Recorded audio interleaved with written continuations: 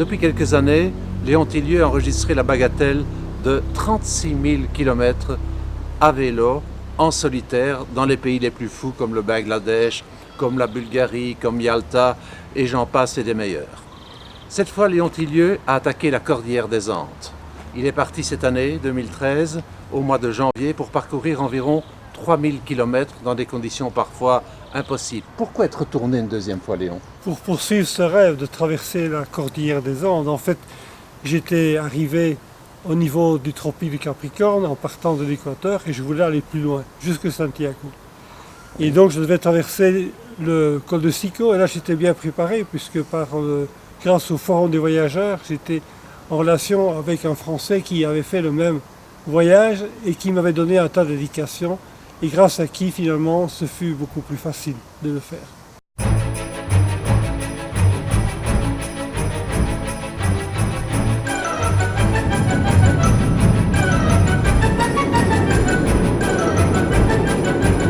Pour Léon Tillieux, l'histoire ne fait parfois que se répéter. 4 années après un premier raid de 7000 km dans la Cordillère des Andes, retour à la case départ pour moins de 3000 km en Argentine et au Chili. Bonjour, ici Salta, terme de la Transandine 2009 et lieu de départ de la Transandine 2013 vers le salar de San Pedro de Atacama et Santiago au Chili. Pendant 200 km, je vais suivre le trajet du train des nuages jusqu'à Sant Antonio de los Cobres. Désormais, ce sera une route remplie de poussière et de pierres qui se déroulera devant moi. Au loin, un des viaducs de la ligne de train des nuages. Une première nuit bien reposante au pied des Andes que je retrouve avec bonheur, près de 4 ans après la première traversée. Mauvais signal, dès le premier jour, une blessure à la jambe par une longue épine. Léon Tillieux reçoit une dose d'antibiotiques dans un dispensaire alors qu'un habitant lui offre des feuilles de coca. Sur la route, l'heure des contrastes. Le silence fait place au passage des concurrents du Dakar, décentralisés depuis quelques années en Amérique du Sud.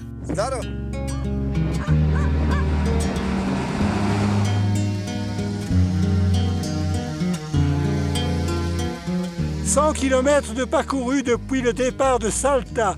Reste un peu plus de 200 km jusqu'au col de Sico qui marque la frontière entre l'Argentine et le Chili. Voilà le premier col un peu sérieux.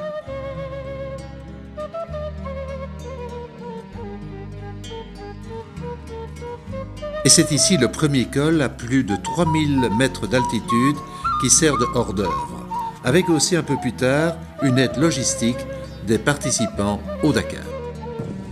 Voilà, ils ont pris ma place.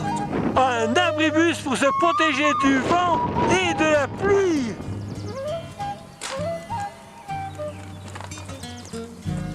Mon organisme n'est pas encore tout à fait adapté à une telle altitude, 3800 mètres.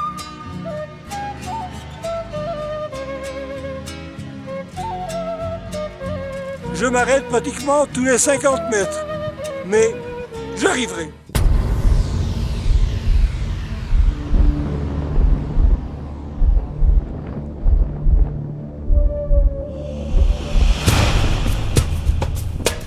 Voilà, j'arrive au sommet qui dépasse les 4000 mètres.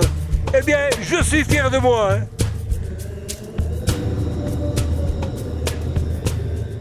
Mais quel spectacle au sommet!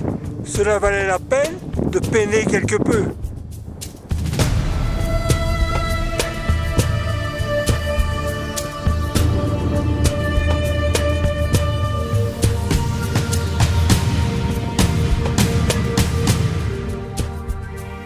Fin de l'asphalte, bonjour la piste poussiéreuse.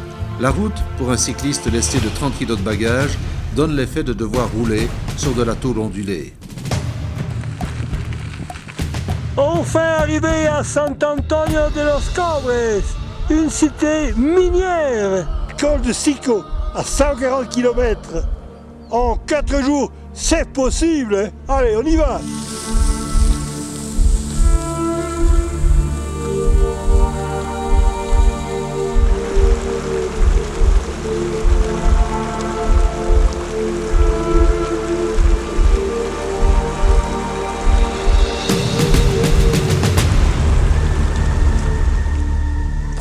première halte repas lyophilisé, purée de pois au lard. Il est 15h30, j'ai parcouru 20 km dans ce col qui va me mener à près de 4600 mètres. Il y a de l'orage, beaucoup de pluie dans la région de Salta durant ce mois de janvier. En fait, les masses d'air chaud qui viennent du Brésil se refroidissent au-dessus de la Bolivie et se transforment en pluie et en grêle. Nous sommes à 4300 mètres. Pourquoi est-ce que je dis nous? Ben oui, il y a le vélo, ma tante et moi.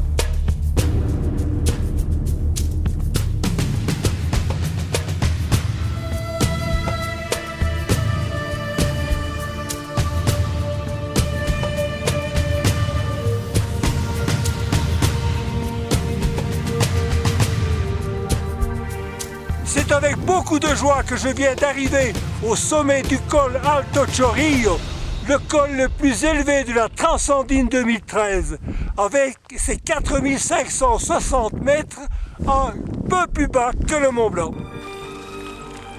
Dans la cordillère, les conditions climatiques se détériorent encore au mois de janvier. Grêle, neige fondante pendant 100 km, non loin du poste frontière entre l'Argentine et le Chili. L'impression de solitude se double d'une piste dont la terre est alourdie par les pluies. Léon, quels ont été les moments où vous avez connu la souffrance, qu'elle soit physique, psychologique, morale? Dans les conditions difficiles, la neige, la grêle, le froid, la pluie, là ce fut très difficile jusqu'à la frontière avec le Chili. Et par ailleurs, là, arrivé au Chili, ce fut quelques 600 km de traversée de désert, tout à fait différent, mais évidemment aussi très difficile du point de vue psychologique, de pouvoir arriver à dépasser cette crainte de la traversée d'un désert. On n'est jamais tenté par l'abandon? Non, cette fois-ci, vraiment pas. Je voulais absolument arriver au bout et je me sentais bien préparé. C'est bien que jamais je n'ai voulu abandonner. Bien arrivé à Olacapato, ultime étape avant l'ascension vers le col de Sico et le Chili.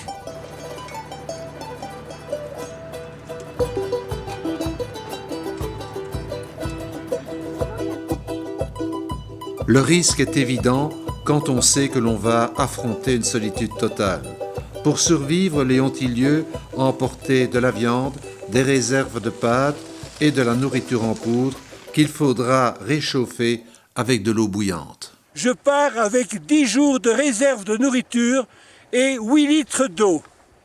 J'espère que tout ira bien jusqu'au sommet du col de Sico, frontière avec le Chili.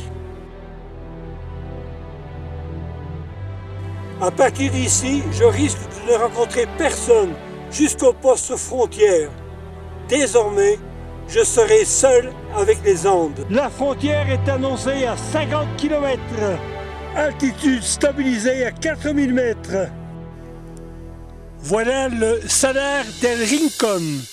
Aujourd'hui, pas de pluie, pas de vent. Et le soleil est partiellement caché. Donc tout va bien. J'ai voulu faire du feu, mais les allumettes sont très mauvaises. Heureusement, j'ai arrêté une voiture et un Anglais m'a donné ce qu'il faut pour les jours à venir. Un briquet.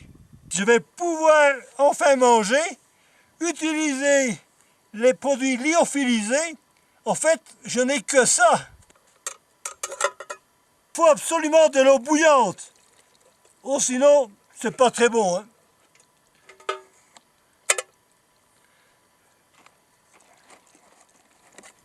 Des bons spaghettis à l'italienne.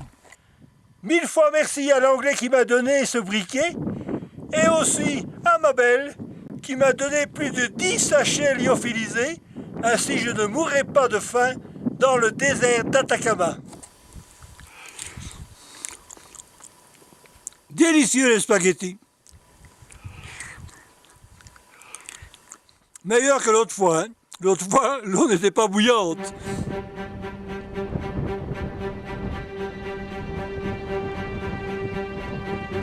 Non, je ne ne finirai pas ma vie dans le désert d'Atacama.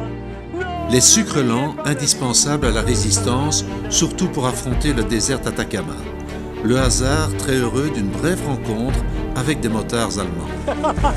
Au revoir. Danke.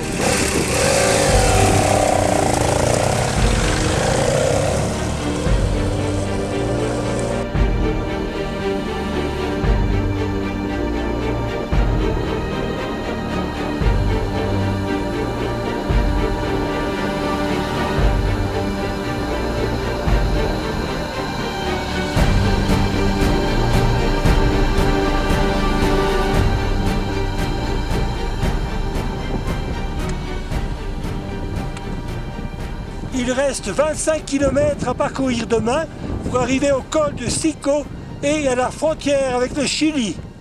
La dernière nuit en Argentine s'est très bien passée. Il a plu un peu, mais il n'a pas fait froid. Ce matin, j'arrive au Chili par le col de Sico. Morne plaine, dirait Victor Hugo. La lama, comme disait Afonso, mon ami brésilien, est horrible. Heureusement, je n'ai pas pris mes garde-boue.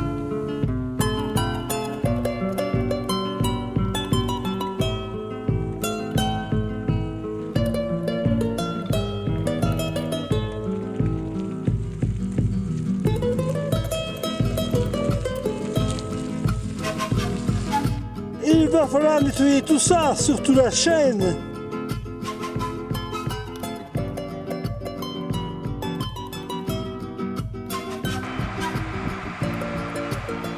Le passage de la frontière argentine s'est passé sans problème. J'ai demandé des allumettes aux douaniers et ils m'en ont donné quelques-unes.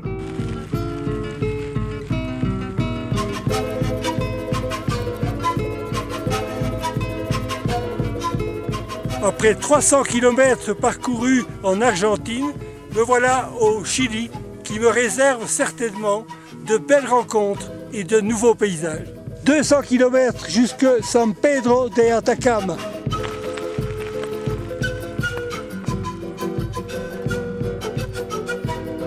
Au Chili, dès le début, les éléments naturels se déchaînent. Je viens de subir une pluie d'orage torrentiel avec des grenons. Quelle affaire! Wow. Dans la bourrasque, la tente est dressée vaille que vaille. Ce matin, il continue à pleuvoir. Je vais m'alimenter un peu et ensuite je vais continuer à pédaler sous la pluie.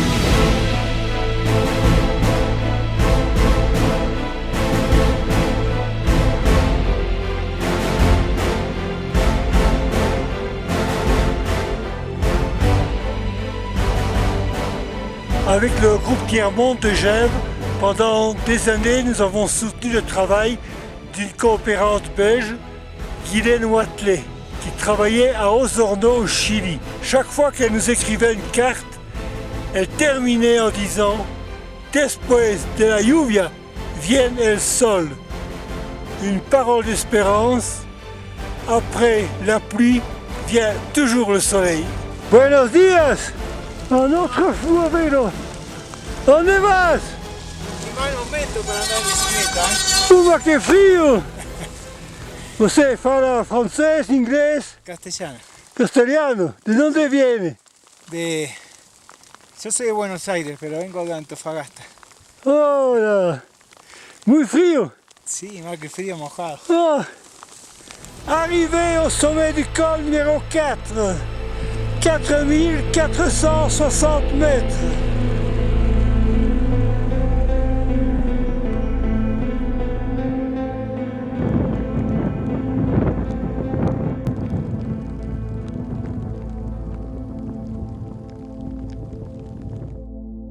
Petit répit appréciable, Léon peut avaler de la nourriture chaude.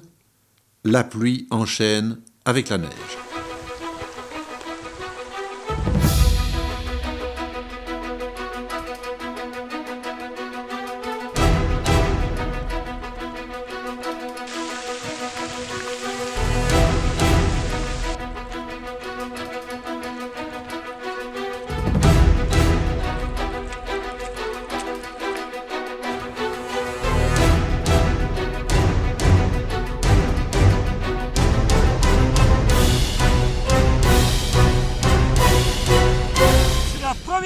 que je pédale aussi haut dans la neige. El Laco, 4500 mètres d'altitude à vélo dans la neige. L'exploit est fabuleux, peu avant l'arrivée dans une mine de fer. Oscar, un des gardiens, m'a invité à passer la nuit ici. La mine de fer de El Laco, au Chili, fermée depuis les années 1980.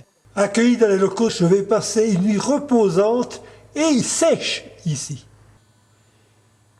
En espérant que tous ces vêtements vont pouvoir sécher. En tout cas, je suis bien accueilli ici. ¿Perdón? Bien accueilli. Lo que hace, huevos. Huevo con tomate. Ah, bueno. Sí. Comida chilena. Comida chilena. Buena la comida chilena.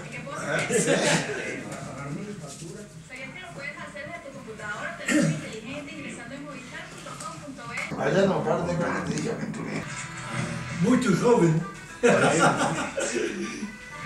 Je quitte la mine de El Laco en direction de Soquer avec une réserve de 7 litres d'eau et un nouveau briquet pour un menu lyophilisé.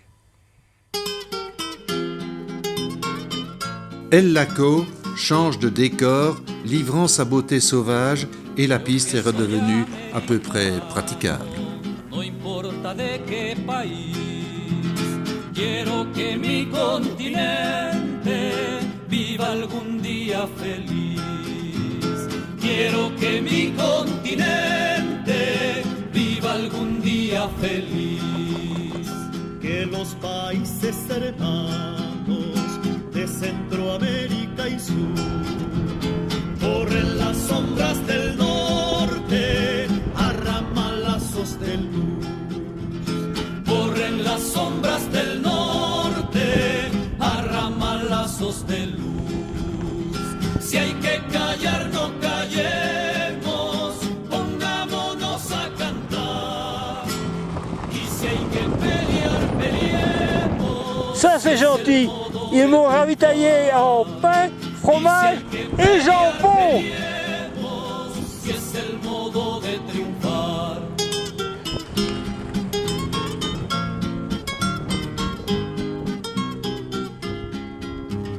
Por toda América soplan vientos que no han de Installation de la tente au bord du salar d'Aguascalientes, les eaux chaudes, après une longue journée de 30 km. Qu'est-ce qui m'a poussé à revenir dans les Andes et à traverser la cordillère une seconde fois, particulièrement dans cette région du Paso Seco. Pendant 8 jours, me voilà confronté à une situation particulière. Il n'y a presque personne qui passe sur ces routes. Ce qui me donne l'occasion extraordinaire de mieux être en communion avec cette nature extraordinaire, ces montagnes, ces lacs, ces lagunes, ces volcans, ces salars. Et le fait qu'il n'y ait personne me pousse à chercher à comprendre l'importance de la création, d'une nature, d'un environnement qui est encore particulièrement protégé de toute intrusion humaine. Le fait de me retrouver dans cet environnement me permet de chercher à mieux comprendre ce que je suis, mon passé, ce que je suis aujourd'hui, et de réfléchir sur ce que je serai demain.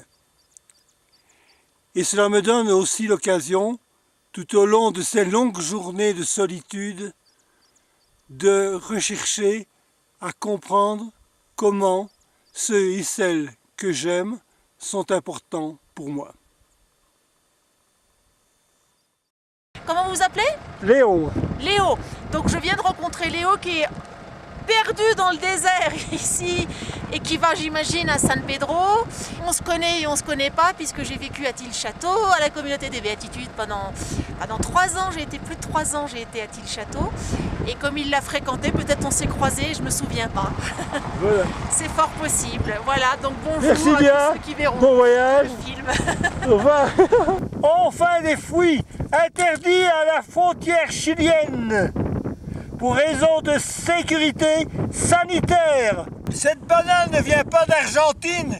Elle m'a été donnée par des Canadiens français. Ouais, vive la francophonie! Le défi de traverser les Andes par le col de Sico est pratiquement gagné. Et roulable.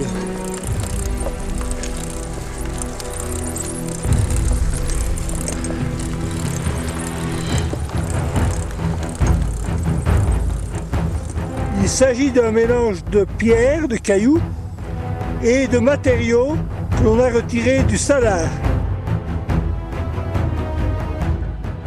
Par miracle, il n'y a eu aucune crevaison sur les 2800 km du parcours tourmenté.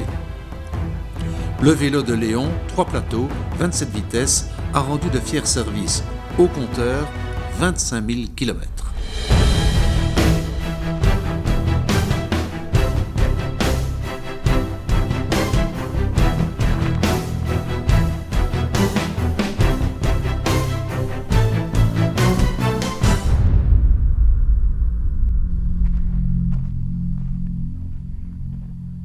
Merci Odile pour les pâtes au saumon et la feta et les olives. Muchas gracias.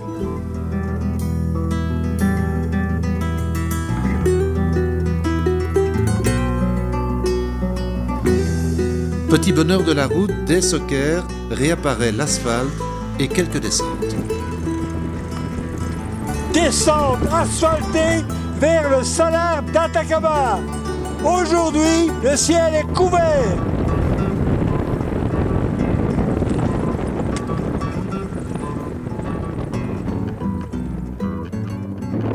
À l'abri du vent, non loin du salar d'Atacama, pour passer une bonne nuit avant la dernière journée vers San Pedro. Fait lever le soleil, notre terre attend l'aurore. C'est, faut-il le rappeler, l'été dans la cordillère des Andes. La nuit, la température oscille entre 0 et moins 5 degrés.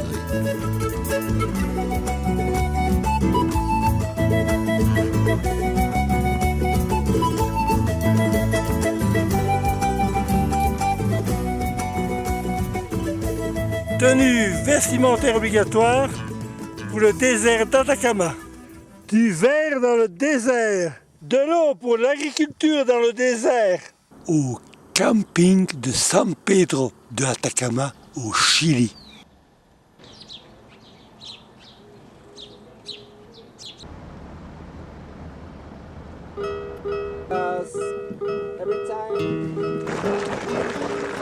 Léon, vous avez traversé 2 pays, d'abord l'Argentine, ensuite le Chili. Est-ce que vous avez perçu des différences de civilisation et des différences de difficultés dans votre parcours?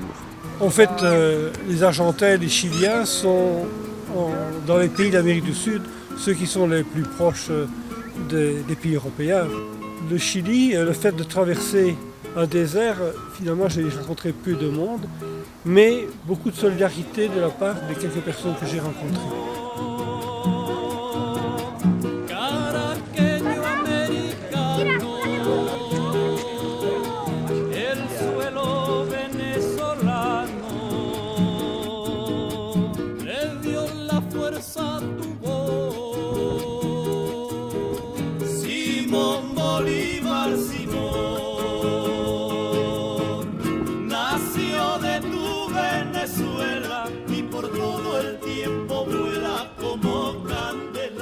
L'aventure se précise encore quand Léon atteint le volcan Lascar, au nord du Chili, toujours dans la cordillère des Andes.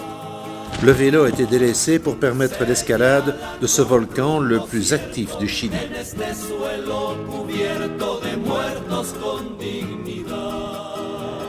Nous allons monter jusqu'à l'altitude de 5600 mètres. En l'espace de 15 années, et c'est bien court, on a enregistré ici 27 éruptions volcaniques.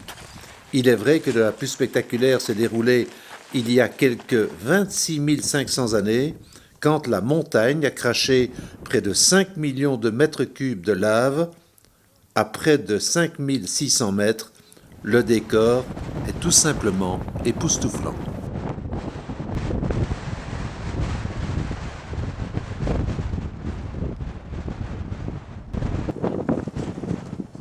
Oui, c'est bien, un volcan en activité.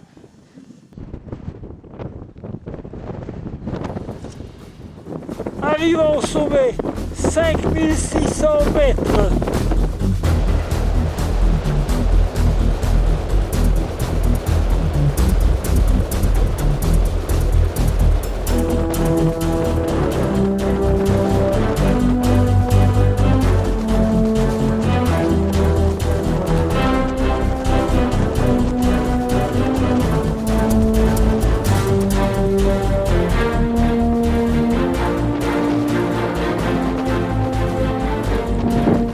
Le fameux Lascar que nous avons vaincu. On aperçoit les fumerolles à son sommet.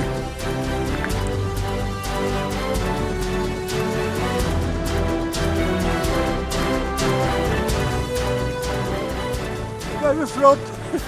Pas moyen de toucher le fond. On flotte. Qu'est-ce que ça représente pour toi le passage par le col de Sico? C'est pas du goudron, c'est de la piste. Au moins 250, sinon 300 km de piste. Et parfois de la piste qui est vraiment très très mauvaise au point qu'il faut pousser parce qu'on est dans le sable et qu'on est obligé de pousser le vélo. Il n'y a pas de circulation. Il n'y a pas de circulation. Moi j'ai vu 2 voitures simplement sur tout le trajet. On est quand même à 4000 mètres d'altitude, donc chapeau. Alors si en plus il faut s'abriter quelque part parce qu'il y a la neige ou la pluie, comme toi tu as eu l'occasion de le subir, je crois que c'est quand même une sacrée expérience. Le vélo, c'est quand même une approche, c'est symétrique. Le pédalage fait que les parties du corps travaillent doucement, travaillent dans le même rythme, de la même façon. Quand on est seul, il y a plusieurs avantages aussi. C'est qu'on peut on peut pénétrer chez les gens beaucoup plus facilement que quand on est à plusieurs, c'est évident. On a un contact plus facile, on pénètre plus facilement. Quand on est 2, d'abord il faut s'entendre. C'est pas du tout évident de s'entendre parce qu'on est dans des conditions presque extrêmes parfois et qu'on a des réactions les uns les autres qui ne sont pas du tout les mêmes suivant les situations. Je quitte San Pedro de Atacama vers Santiago avec comme principale difficulté en perspective le vent de face.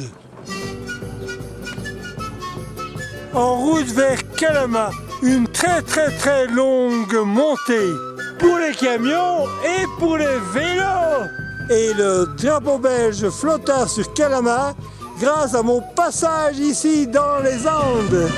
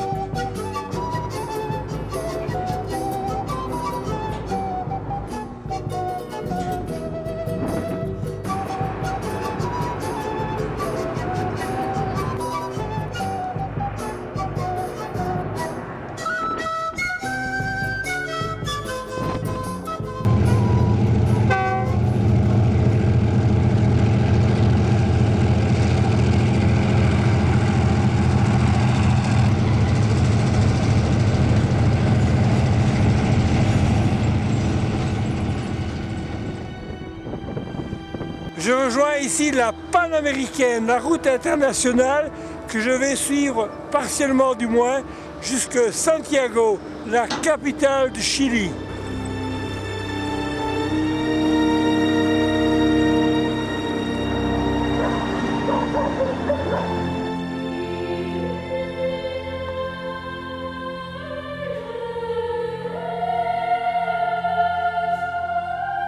Il me reste à franchir la cordillère de la côte avant d'arriver à Antofagasta sur l'océan Pacifique. Je viens d'arriver à Antofagasta où je découvre l'océan Pacifique.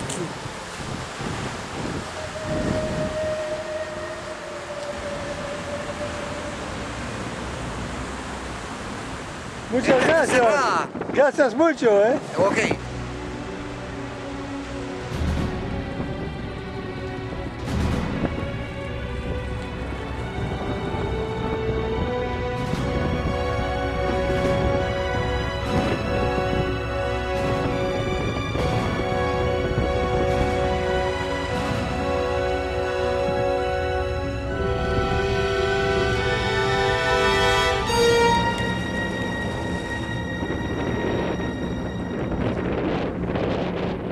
eh bien obligé de faire demi-tour.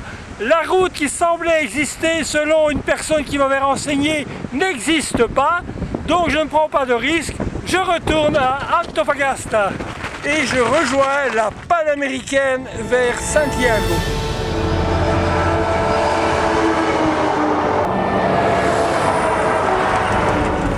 Le désert, toujours le désert, une route impeccable, avec une piste cyclable, très large. Le vent de l'arrière me pousse, même dans les montées.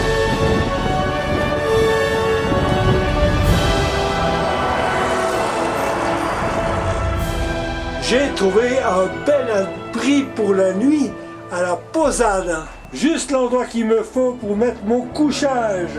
J'ai démonté la roue avant pour pouvoir entrer le vélo. Ah, un restaurant, c'est pas vrai, ça fait plus de 100 km qu'on l'attend. Je demandais de l'eau et on m'a donné des raisins. Je suis ici à Taltal, sur la côte de l'océan Pacifique au Chili. Nous sommes le 8 février 2013, c'est aujourd'hui la fête de Notre-Dame de Lourdes.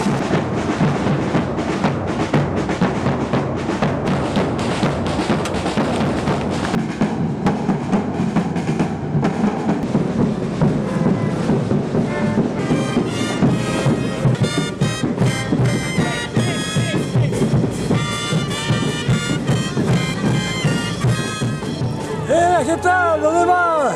Hola, muchas gracias. Un traguito. ¿Qué tal? Bien. ¿Estás llegando? ¿Dónde vas? Venimos de Antofagasta. Vamos a la séptima región. ¿Y dónde? Séptima región, queda como 1700 kilómetros. Après 5 jours de désert, je retrouve de la verdure dans le parc national du Pão de Açúcar.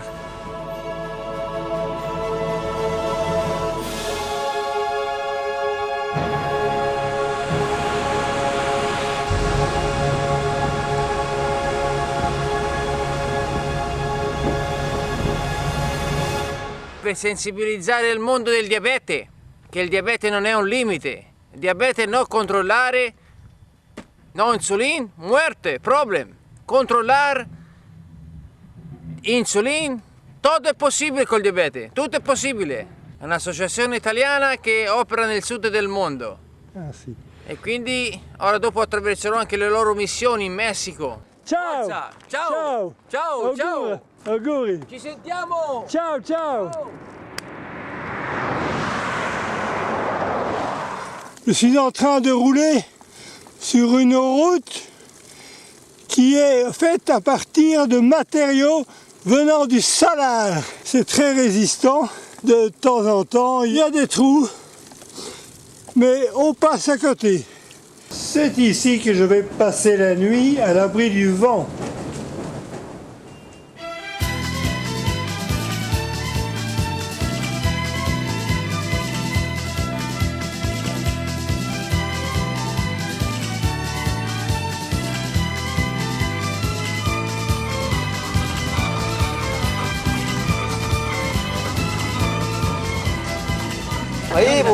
Ahí, mujer, ven.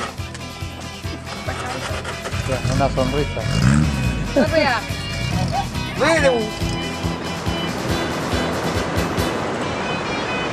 Il me reste 500 km à parcourir jusqu'à Santiago, terme de la Transandine 2013.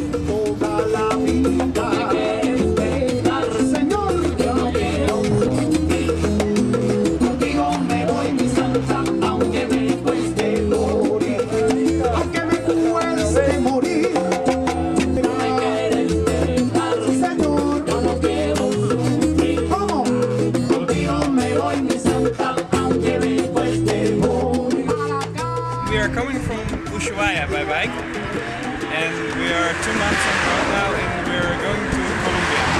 Every day it's a new adventure, and we like to cycle, both of us, and so, yeah. It's not easy, but it's good. So, we will continue? Yeah. After South America, where are you going to? We're going to cycle to the Himalaya. Okay, have a good trip. You too. Thank you. Bye bye. Bye. Bye-bye.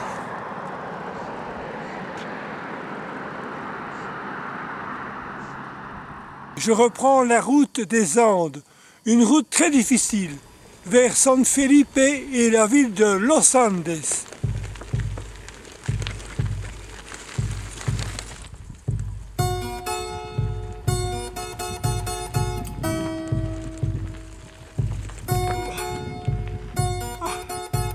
Je reprends une route andine très sinueuse et très dure.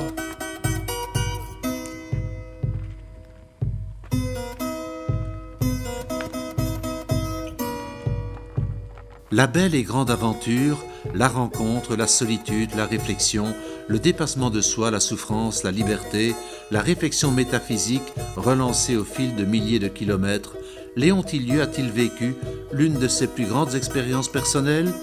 On ne sort jamais indemne d'un tel défi, et c'est ce qui grandit l'être humain. Que se passe-t-il quand on s'interroge dans la solitude des espaces sur le sens de la vie ? Chacun y trouvera certainement une réponse personnelle au tréfonds de sa conscience.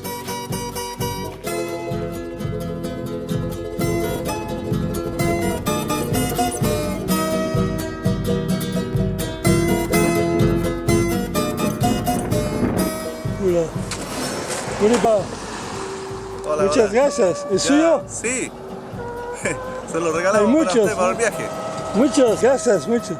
Le vélo est allégé de 12 kilos que j'ai envoyé par la compagnie Tourbus et que je récupérerai à San Felipe dans quelques jours s'il n'y a pas trop de vent et si j'ai beaucoup de courage, car ça va monter.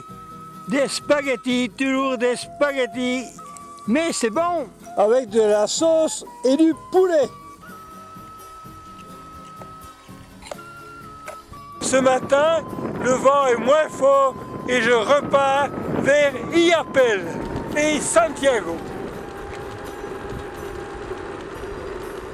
En choisissant cette route remplie de pierres, j'ai voulu relever un dernier défi avant d'arriver à Santiago et de ne pas prendre ces autopistes et ces routes au macadam chargées de voitures et surtout de camions, et ainsi de porter bien haut les couleurs du coq wallon.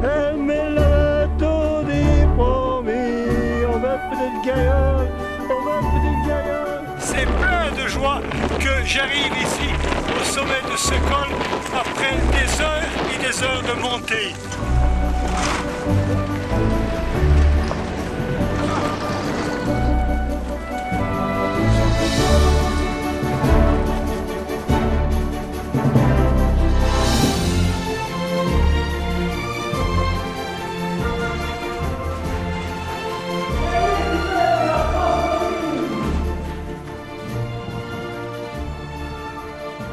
Petit à petit, la Transandine 2013 se termine. Pour cette avant-dernière nuit passée dans la nature, je me suis choisi un balcon avec vue sur une vallée des Andes.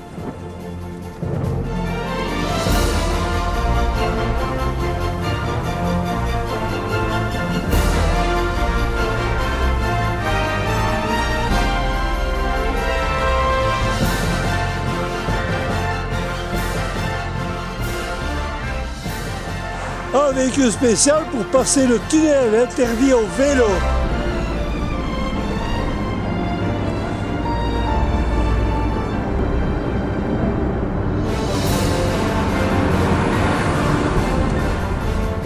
Les Chiliens, ils sont quand même bien organisés. Hein. Heureusement qu'il y avait une camionnette pour passer ce fameux tunnel entre San Felipe et Santiago. Seulement pour les bus. Et les vélos, je suppose.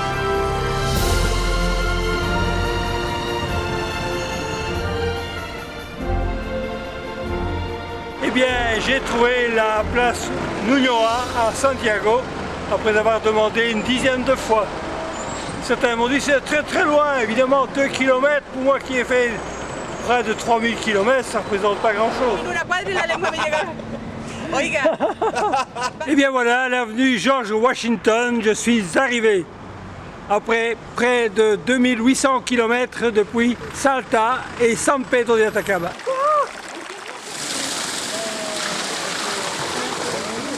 Il est venu le temps de quitter Santiago pour retrouver en Belgique ceux et celles que j'aime. Descarga de la bicyclette là. Y muchas gracias por todo, ¿eh? Sí, los amigos son los amigos. Salut. Ciao. Chao, chao. Ciao.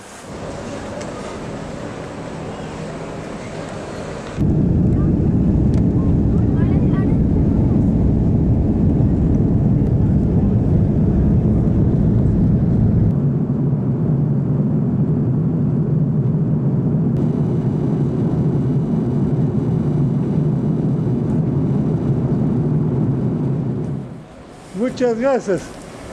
Thank you.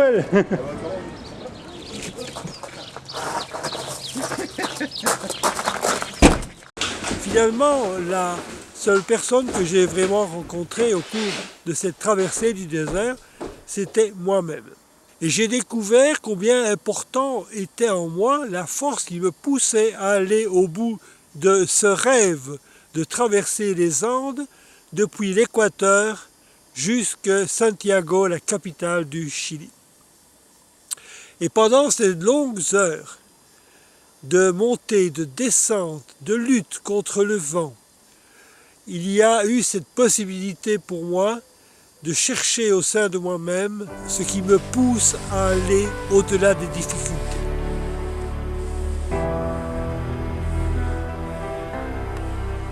Voilà, nous allons nous reporter un tout petit peu en avant à l'année 2011 où Léon Tillieux avait tenté une autre expérience tout à fait à l'autre bout de la planète, en Ouzbékistan. Et c'est une expérience sur le plan culturel qui était fort intéressante, Léon. Oui, parce que j'ai pu visiter les belles villes de Samarcande et Boukhara sur l'antique route de la soie qui reliait l'Occident et la Chine. Et d'autre part, j'ai pu faire aussi une boucle dans l'est de l'Ouzbékistan, tout près du Kirghizistan. Et là, j'ai eu un accueil exceptionnel de la part de ces familles, que ce soit pour loger ou même pour aller au restaurant. Haydi Ouzbékistan. Ouzbékistan. Je quitte la capitale de l'Ouzbékistan, Tashkent, en direction de Samarkand et Boukhara. I'm a Singaporean. Singapore? Yeah. I come from Belgium. Belgium. Yeah. You were staying in Tashkent, right? The Yeah. big breakfast. I saw you. Ah, yeah. Un vélo fait main en bambou. Un vélo écologique.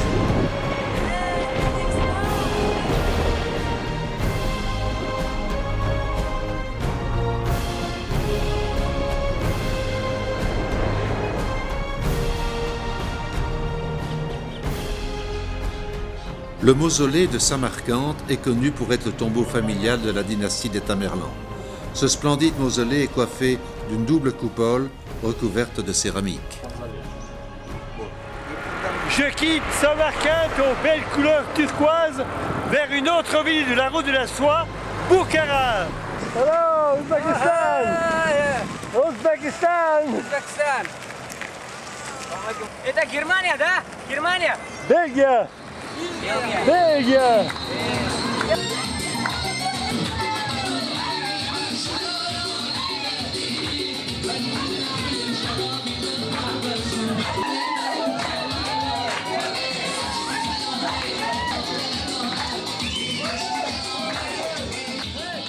Voilà ce que l'on m'a donné avant de quitter la fête du mariage.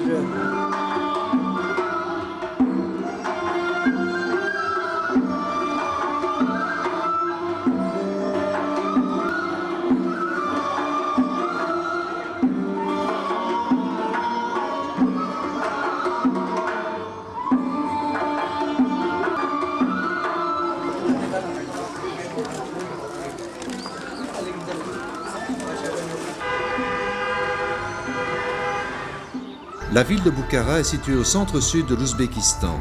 On appelle ses habitants les Boukhariotes, qui sont turcophones de langue ouzbèque.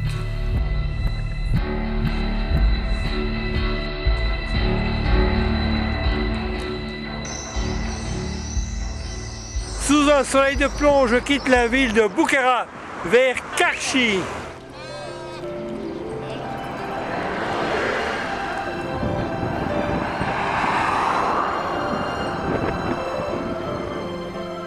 Il est 5h30 du matin, je démarre vers la ville de Chabrizab.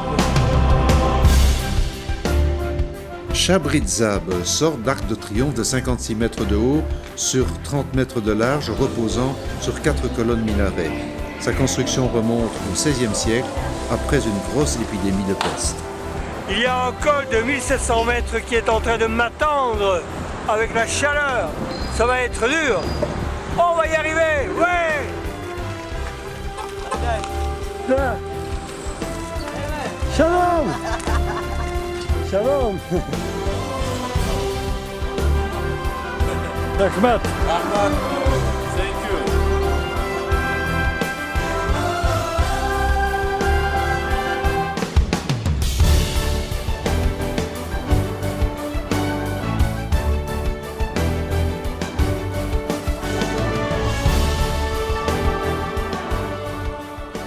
Arrivé au sommet du col de 1700 mètres, il est vraiment agréable de profiter des premières heures fraîches de la matinée pour pédaler. Aujourd'hui, en route vers Samarcande. Remontée de la vallée vers le col de Kamchik, 2200 mètres. La vallée de la Fergana, une région qui s'est surtout développée sur le plan économique et industriel après la Grande Guerre patriotique, le nom donné par les Soviétiques au front de l'Est pendant la Seconde Guerre mondiale. Des sardines venant de Lettonie.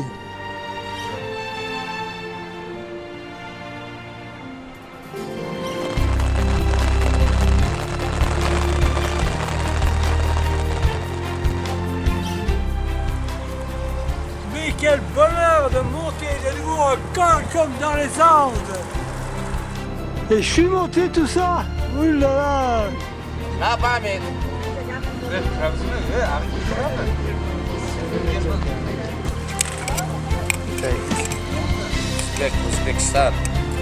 Descente du col sur une route impeccable à du 50 à l'heure avec des pointes de 60 km/h.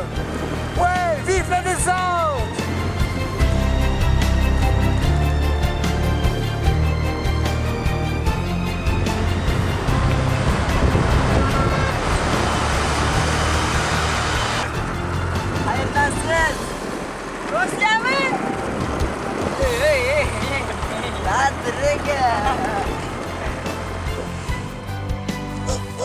أنا بوريات سيدانك أنا خلاص.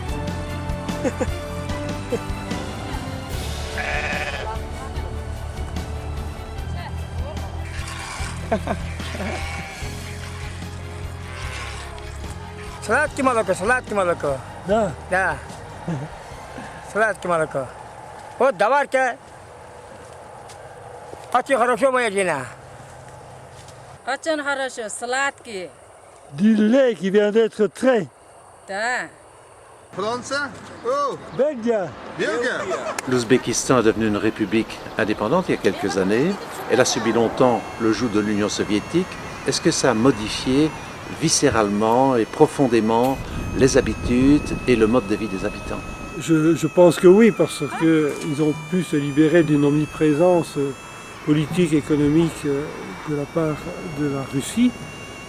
Maintenant, ils ont pu retrouver leur autonomie culturelle. Évidemment, ça ne veut pas dire que la démocratie s'est installée en l'espace de quelques années. Je crois qu'il y a encore un long chemin pour arriver à une véritable démocratie. Salut! Salut!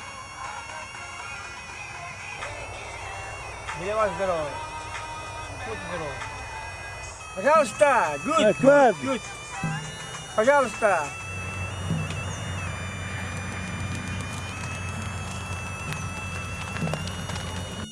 Eh bien, quelle expérience de passer la nuit chez ce paysan. C'est vraiment touchant comme accueil.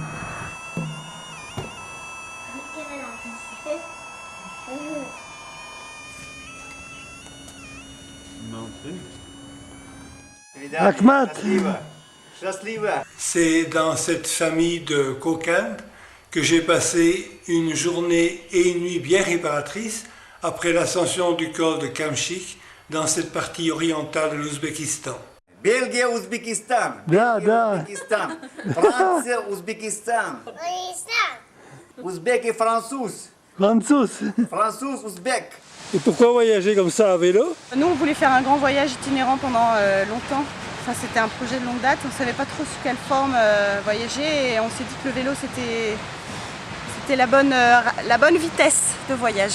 Et vous retournez à La Rochelle? Voilà. Oui. En tandem? Depuis Pékin, ouais. En Ouzbékistan, c'est assez hallucinant en fait. On a du mal à refuser les invitations. On est invité toutes les 5 minutes. À venir prendre le thé évidemment, à venir manger et puis à passer la nuit chez eux. Donc pour l'instant on n'avance pas très vite en Ouzbékistan parce qu'on s'arrête très souvent.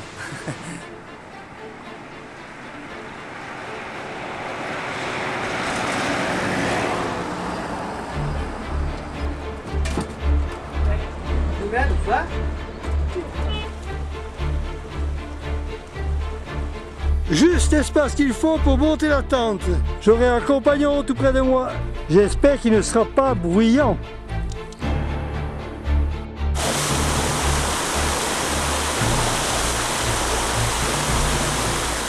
Sur la route de retour vers Tashkent, je monte de nouveau le col de Karouchik, 2200 mètres d'altitude.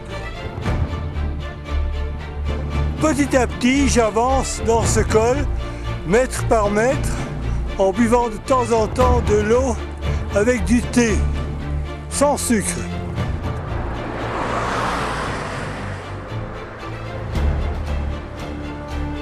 Le col de Karouchik que je suis en train de monter culmine à 2300 mètres d'altitude.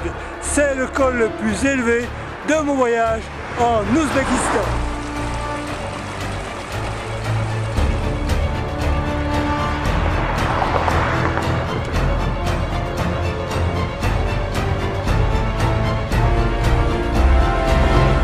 Une bonne petite sieste, ça fait du bien, hein? Travailleurs de la terre, amène l'eau aux plantes qui en ont besoin. Спасибо. Spasiba, Russe. Русский.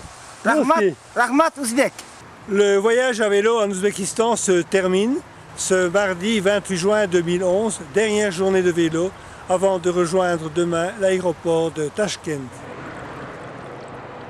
C'est tout imprégné d'une incroyable culture que Léon Tillieux quitte l'Ouzbékistan, dont le territoire était dominé par les grands empires environnants des Perses, des Grecs, des Arabes, des Mongols ou des Russes, pour devenir un État indépendant à part entière il y a 12 ans. C'est la fin de la traversée de l'Ouzbékistan. Mais quel voyage!